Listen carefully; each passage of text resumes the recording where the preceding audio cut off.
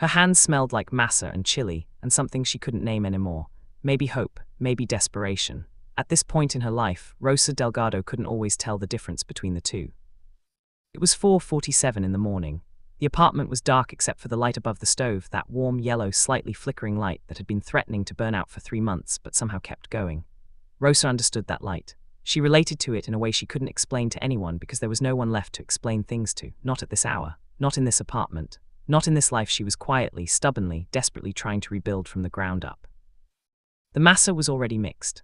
The pork had been cooking in the slow cooker since 11 the night before, filling the small 2-bedroom apartment in East Los Angeles with a smell so deep and warm it could make a grown man cry. Rosa knew this because her father had cried the first time her grandmother made this recipe, standing in a kitchen in Oaxaca 30 years ago, and her grandmother had laughed and called him dramatic, and her father had said, "No, Mama. I'm crying because this is what home smells like, and I'm afraid I'll forget it someday." Rosa never forgot it.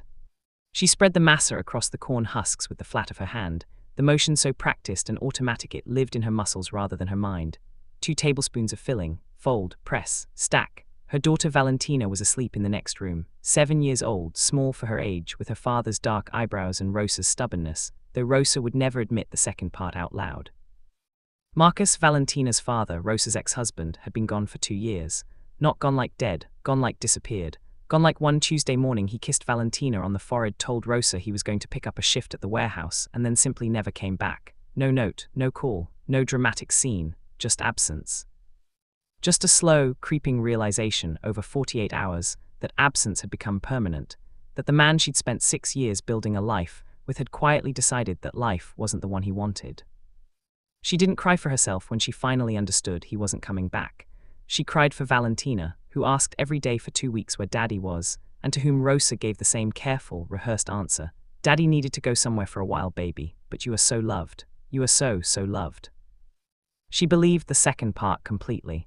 The first part was just words she used to protect a 7-year-old from a truth that even Rosa couldn't fully make sense of. After Marcus left, everything happened at once, the way disasters prefer to operate, not one at a time, giving you space to recover, but all together, in a pile, like the universe testing exactly how much one woman can hold before she drops something irreplaceable. She lost her job at the dry cleaners on Cesar Chavez Avenue 3 weeks after Marcus disappeared. Not fired exactly. The owner, Mr. Kim, sat across from her in his small back office and told her with genuine sadness in his eyes that business had been falling for 18 months and he couldn't justify keeping 3 employees anymore. He gave her 2 weeks' pay in cash, put it in an envelope, and pressed it into her hands with both of his. "You're a good worker, Rosa," he said. "The best I ever had, I'm sorry." She believed him, that almost made it worse. Rent was $1,340 a month. She had $2,200 in savings, money she and Marcus had been slowly building toward a deposit on a small house, a dream that now felt like something she'd read in a book a long time ago and half forgotten. She had $312 on a credit card. She had a 7-year-old daughter in 2nd grade who needed new shoes because she'd outgrown the last pair. And she had $200 left on her EBT card, her food stamp balance, that reset in 19 days. She stood in the grocery store on a Wednesday afternoon with Valentina holding her hand, and she looked at that $200 balance on her phone, and she did math. 19 days, 2 people. That was roughly $5.26 per person per day if she was precise and careful and didn't waste a single thing. She'd done tight budgets before.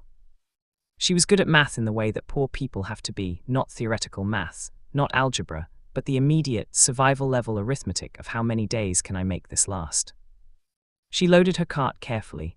Rice, beans, eggs, onions, garlic, masa harina, a big bag because masa was cheap and filling and versatile, and it was underneath everything the food that felt most like her grandmother's hands, chili peppers, tomatillos, a small piece of pork shoulder that was on sale, marked down because it was close to its sell-by date.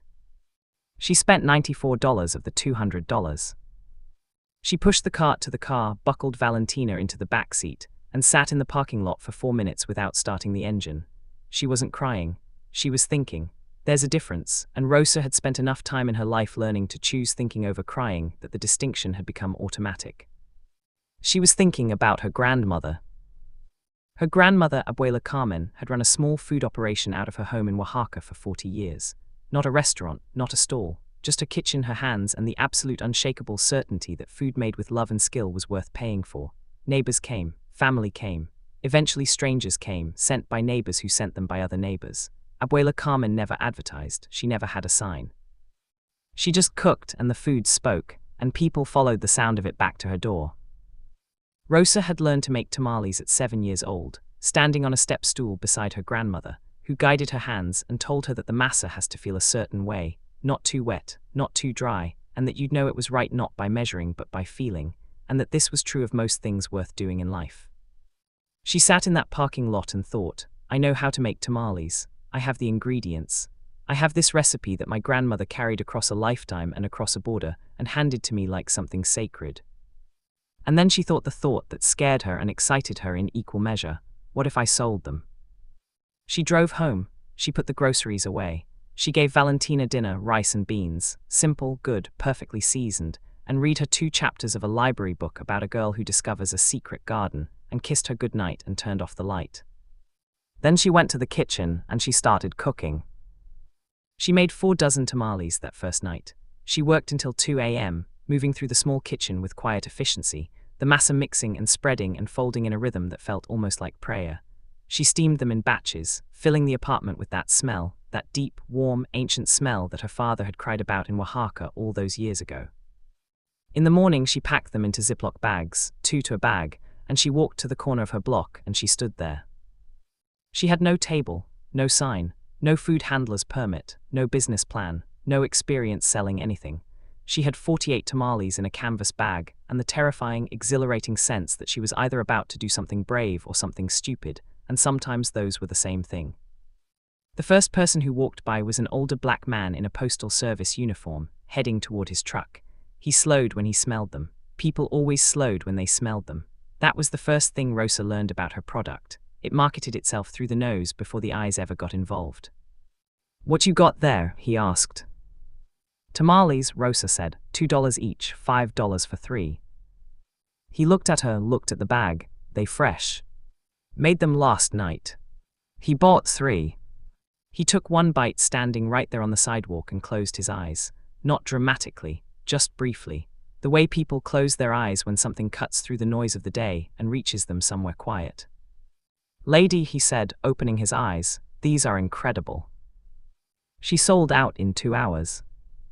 She came home with $74 in her pocket, mostly 5s and singles, and sat at the kitchen table and counted it 3 times. Valentina was at school, the apartment was quiet. Rosa spread the money across the table and looked at it and felt something she hadn't felt in weeks. Not happiness exactly, possibility, the distant but real and suddenly visible shape of something that might work.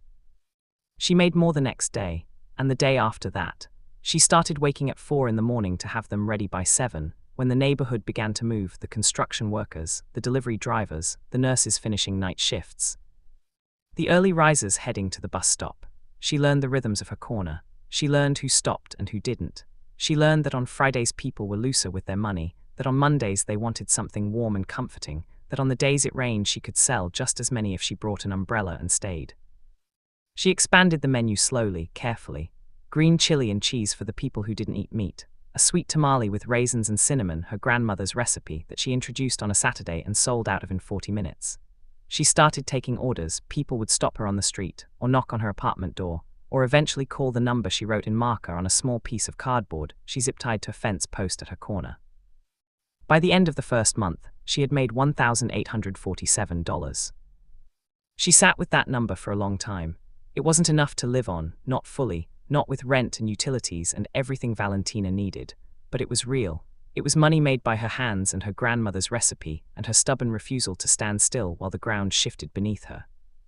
She told no one what she was doing, not her mother who still lived in Oaxaca and would worry, not her cousin Leticia who lived 20 minutes away and would have opinions, not the other mothers at Valentina's school pickup with whom she exchanged careful, surface-level pleasantries and little else. She was private by nature, Rosa. She kept things close until she was sure of them.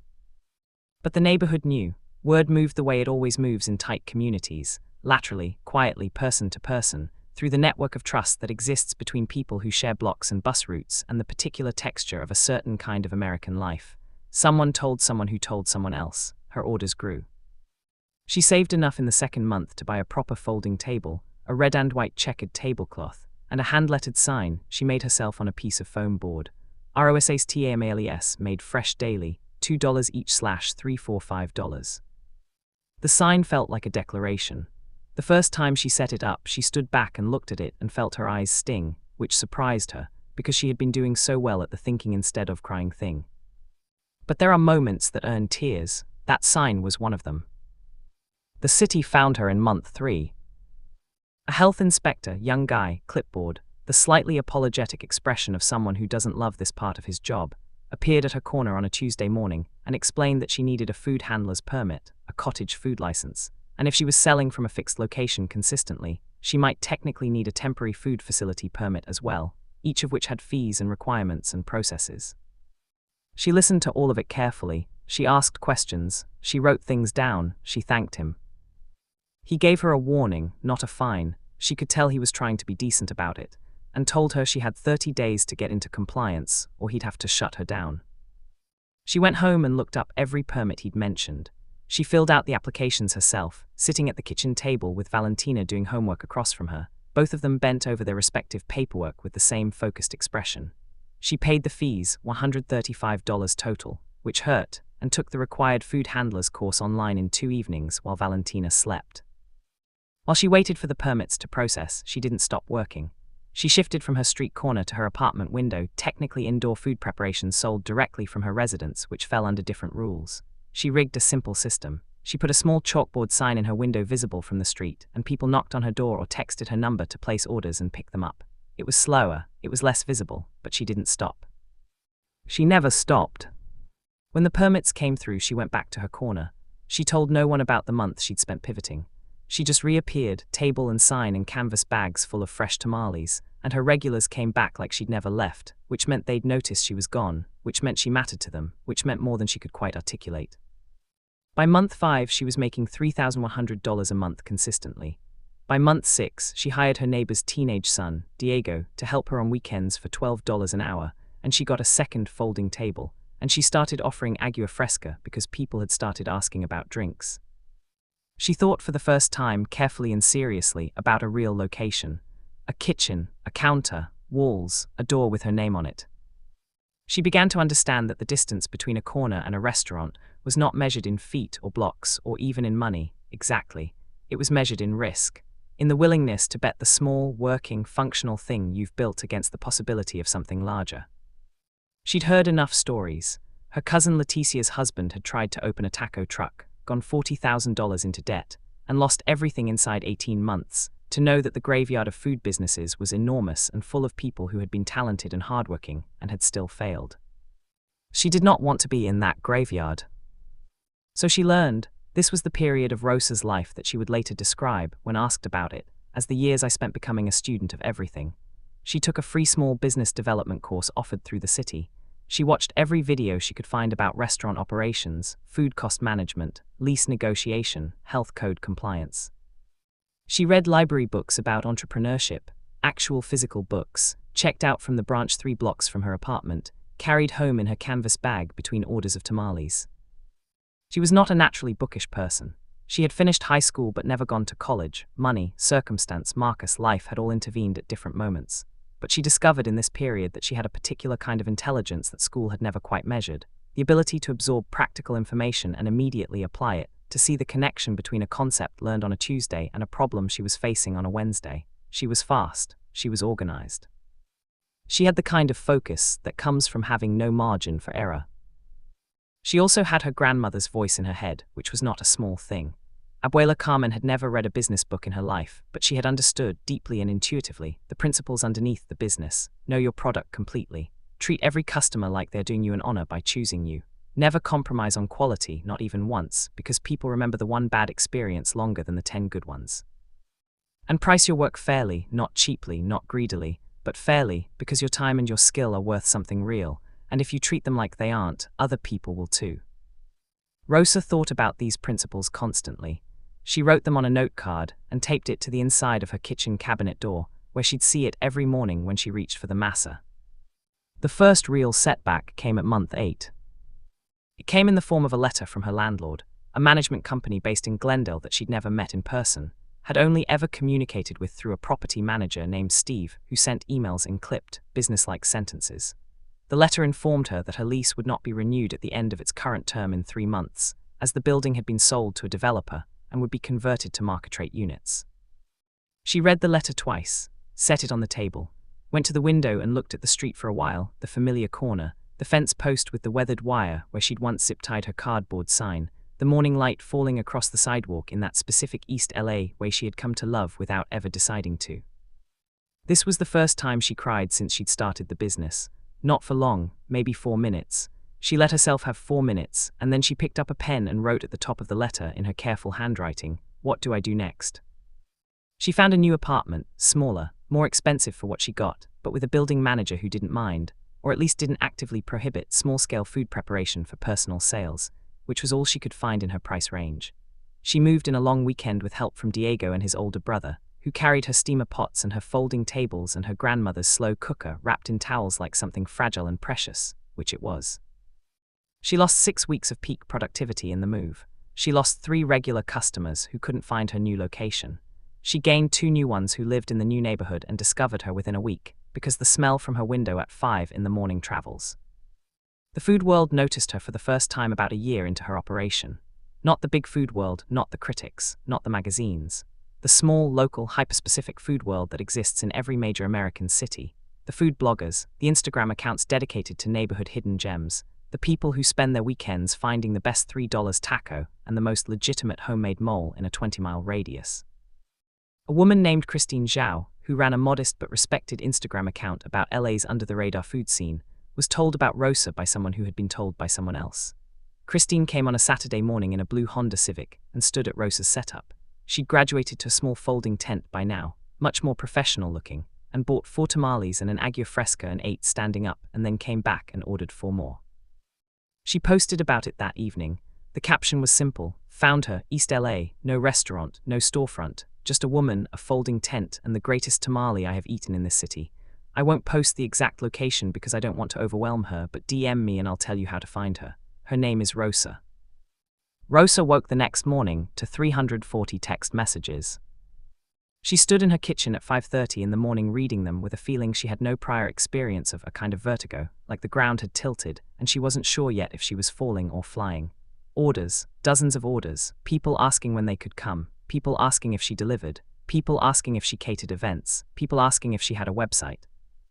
She made as many tamales as she could that day. She sold out in 90 minutes. She turned away at least 60 people. 60 people who wanted her food and couldn't have it because she didn't have the capacity. She sat with that fact all afternoon. 60 people, each of them a potential regular customer, each of them someone who could have become part of the small, loyal, word-of-mouth ecosystem that she'd been carefully building for a year. She hadn't turned them away because her food wasn't good enough. She turned them away because her kitchen was too small, because she was one person working with home equipment, because she had built something real, and she'd hit the ceiling of what she could do alone with what she had. The ceiling felt like a wall right now, but she knew, in the patient, strategic part of her mind that had been slowly developing over this past year, that a ceiling you've hit means you've grown. It means you need a bigger room. She applied for her first small business loan 2 weeks later. This was, she would say this honestly for the rest of her life, the most humbling experience of the entire journey. Not the hardest, not the most painful, the most humbling. She walked into the bank on Whittier Boulevard with her records, meticulous, handwritten, and then entered into a spreadsheet she'd learned to use from a YouTube tutorial. And she sat across from a loan officer named Gerald who was professional and not unkind, and who looked at her application and her records and her business plan, and explained that without a brick-and-mortar location, without a formal business entity, without a longer operating history, the bank couldn't offer her a traditional small business loan. She thanked him, she drove home. She looked up alternative small business financing for 45 minutes. She found a CDFI, a community development financial institution, that specifically worked with small food businesses in underserved LA neighborhoods, offering microloans with more flexible requirements. She applied that same evening. Loan process took 11 weeks. During those 11 weeks, she kept working, kept waking at 4, kept mixing masa, kept standing at her tent in the early morning hours, kept texting back orders, kept managing Diego and training him properly now, because she decided he was good and worth investing in. She formed an LLC, Rosa's Tamales LLC, with help from a free legal clinic she found through the Small Business Development Center. She opened a business bank account. She kept records that were so clean and organized that when the CDFI loan officer called to tell her she'd been approved for $15,000, he mentioned specifically that her documentation had been among the best he'd seen from an applicant at her stage. She held the phone against her chest for a moment after the call ended and looked at the ceiling of her apartment and said quietly, to no one in particular or perhaps to her grandmother specifically, "I told you."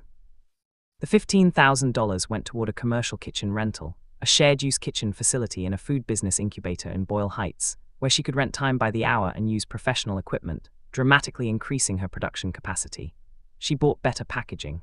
She built a simple website, taught herself with a template, because the $200 quotes she got from web designers were $200 she needed for something else. She started taking credit cards with a phone attachment. Production tripled. Revenue, the month after she moved into the commercial kitchen, hit $7,400. She looked at that number on her spreadsheet and then looked at Valentina, who was eating cereal across the table, and said, "How's school going, baby?" Because she couldn't say the thing she actually wanted to say, which was, "We're going to be okay. I think we're actually going to be okay." "Good," Valentina said, not looking up from her bowl. "We're doing fractions." "Fractions are important," Rosa said. "Mrs. Patterson says the same thing." Mrs. Patterson is right. She catered her first event in month 14, a quinceañera for the daughter of a woman named Sandra who'd been a regular customer since month 2. 300 tamales, green rice, black beans, agua fresca in 3 flavors. She and Diego worked for 2 straight days preparing it. She charged $780, which she later learned was significantly under market rate for the volume, but it was a real number for real catering work, and it led to 3 more event inquiries by the end of that month. The second setback was worse than the first. It came in month 18. Her relationship with the commercial kitchen had been working well. She had a consistent rental schedule, usually 4 mornings a week from 5 to 11 a.m., until the incubator's funding situation changed, and they raised shared-use rates by 40% with 60 days' notice. The new rate made her current business model marginally profitable at best, not enough to justify the operation at its current scale. She did the math 3 times, hoping the answer would change. It didn't. She had 2 options. She could scale back, reduce production, go back to her apartment kitchen for smaller batches, wait, or she could try to move faster than she'd planned and find a permanent location of her own. She'd been looking at locations, casually, for 6 months. She'd driven past dozens of empty storefronts. She'd peered through windows, imagined her name on the glass, done mental calculations about square footage and equipment and build-out costs, and stepped back from the edge each time because the numbers were big and the risk was real, and she had Valentina, and she knew what it felt like to have nothing, and she was not willing to go back there. But now the timeline was forcing her hand, and Rosa had learned in 2 years of building this thing that sometimes the timeline forcing your hand is not a crisis. Sometimes it's a push. She found the space on a Tuesday in February. It had been a sandwich shop that closed during the pandemic and hadn't reopened.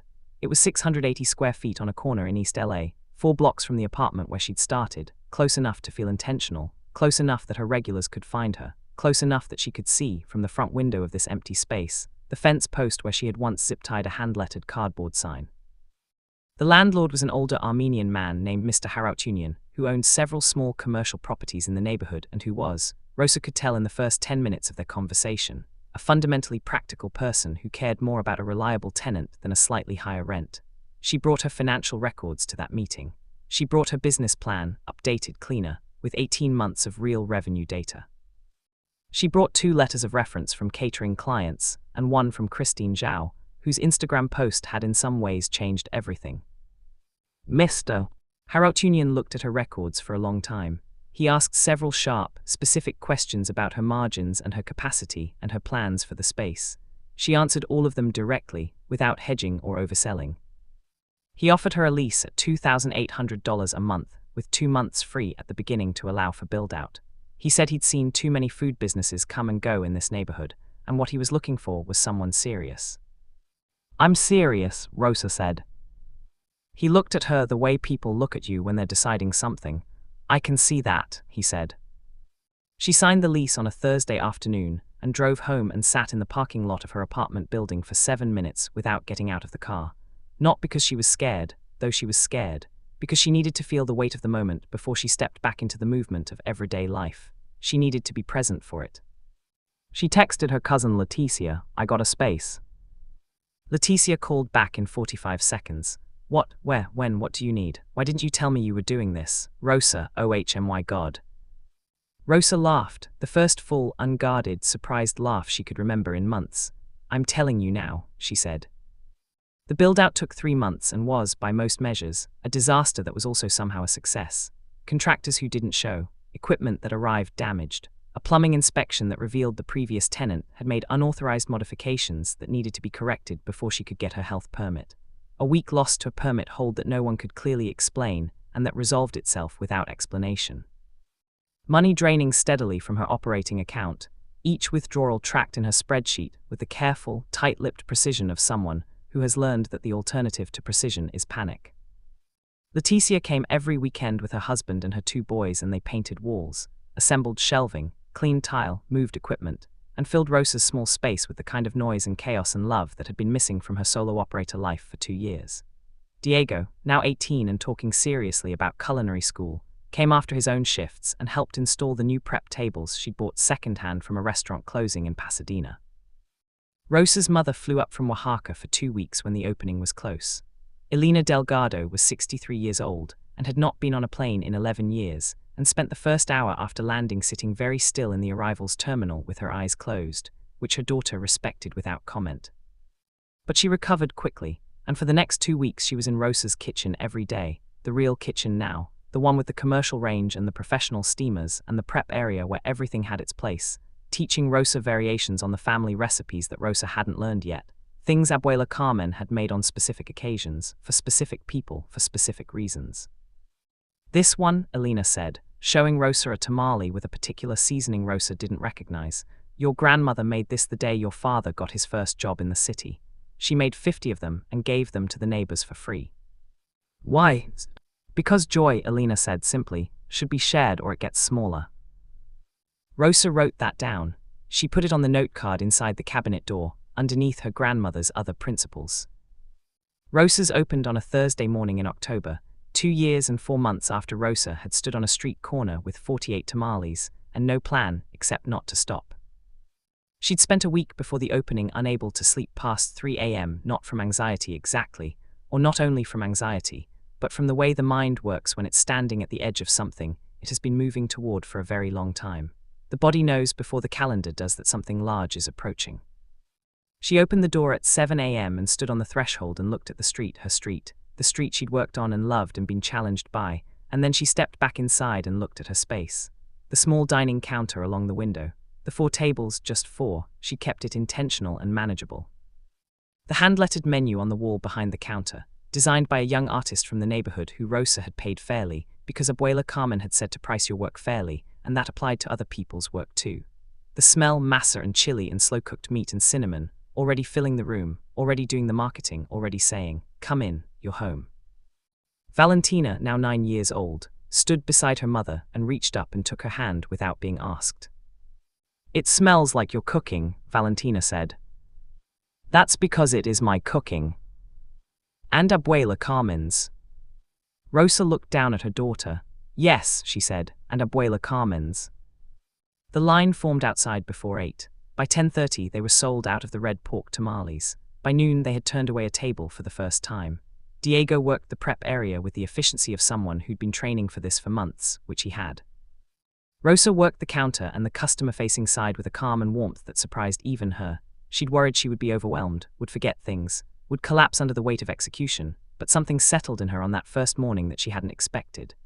She felt, behind the counter of this small restaurant that she had built from a folding table and a canvas bag and 48 tamales, and 2 years of 4 a.m. mornings, completely at home. More at home than she had felt in any room in a very long time. Christine Zhao came at 11:15 and stood in line and ordered at the counter, and sat at a table by the window and posted 3 photos and a video. The caption this time was longer. I told you about Rosa 2 years ago. She was running a folding tent on a street corner and I said she made the best tamale in Los Angeles. I stand by every word. Today she opened her restaurant. I ate there this morning and I cried a little, I'll be honest. Not because the food was different, it wasn't. It was exactly the same. That's actually why I cried. 2 years, a global pandemic's economic aftermath, a neighborhood in flux, everything working against her, and the food was exactly the same. Same recipe, same care, same love in every single bite. Some people have something real. Rosa Delgado has something real. Go find her. The post reached 140,000 people. Rosa didn't see it until after closing, when she'd sent Diego home, swept the floor, counted the register, and sat at a table in the empty restaurant with a cup of coffee. Her feet hurt in a way that felt oddly satisfying, the ache of labor of use, of a day completely filled. Her phone was blinking with notifications she hadn't looked at all day because there had been no time. She scrolled through the comments on Christine's post and felt something she had no good word for.